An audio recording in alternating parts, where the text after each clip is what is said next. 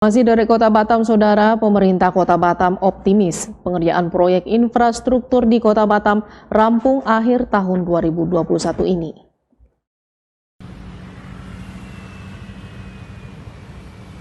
Beginilah kondisi proyek infrastruktur yang digesah Pemko Batam, seperti di Simpang Tembesi, Simpang Basecamp, kelanjutan proyek Jalan Simpang Kara menuju Keprimol, serta berbagai proyek lainnya.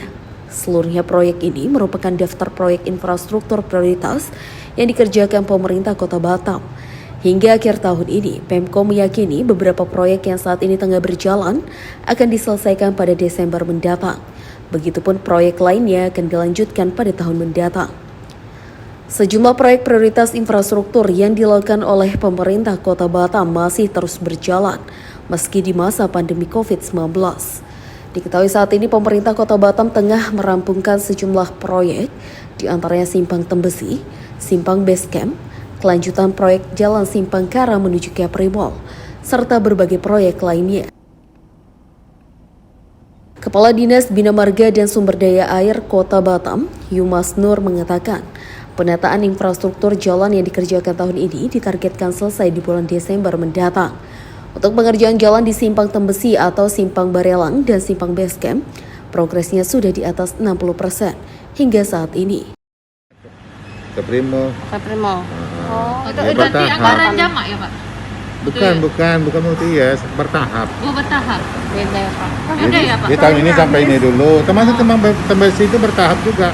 Simpang Tembesi, Simpang Basecamp itu bertahap.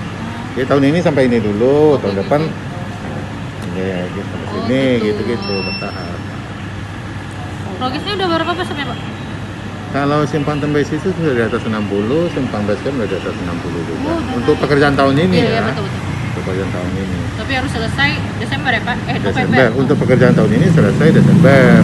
Tahun depan ya kita lanjutkan lagi. Siap. Sesuai dengan perencanaan awal, Simpang Tembesi ini didesain akan adanya bundaran di simpang tersebut. Namun untuk saat ini, infrastruktur jalannya masih dibuat dua lajur kiri dan kanan.